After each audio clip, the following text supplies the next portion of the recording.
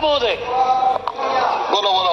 अध्यक्ष महोदय, मराठा समाजाच्या आरक्षणाचा जो प्रश्न आहे हा प्रश्न गेली 40 वर्षाचा प्रश्न आहे आणि राज्यातल्या ज्या आत्महत्या झाल्या त्याच्यातल्या 80% आत्महत्या ह्या मराठा समाजाच्या झाल्या.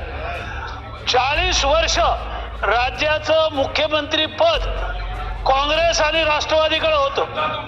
मराठवाड्यात 4 वेळा मुख्यमंत्री पद मिळालं, मात्र आरक्षण दिलं नाही. आणि आता या सरकारची भूमिका काय आहे? तुमचा मराठा आरक्षणाला पाठिंबा आहे का? मराठा आरक्षणाला विरोध आहे का? विरोधी पक्षाने आपली भूमिका जाहीर करावी. 40 वर्ष तुम्ही आरक्षण देऊ शकले नाही.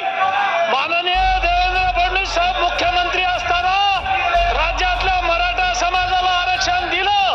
ते आरक्षण हायकोर्टात टिकलं, सुप्रीम कोर्टात टिकवलं.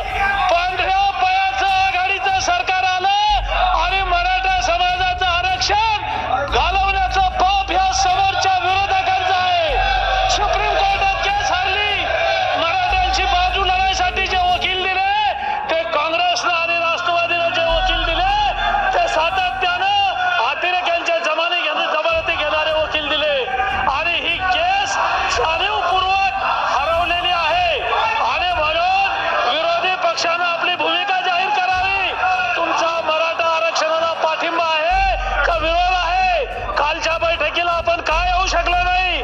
तुम्हाला मराठा समाजाबद्दल काही घेणं देणं नाही.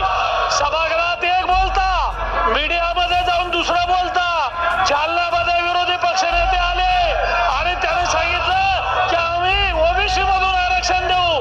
म्हणजे स्टेजवर जायचं, टाकाला जायचं आणि गाडगा कशाला लपवता? भूमिका जाहीर करा. नसता महाराष्ट्रातला हा मराठा समाज तुम्हाला कदापिही माफ करणार नाही. अध्यक्ष महोदय,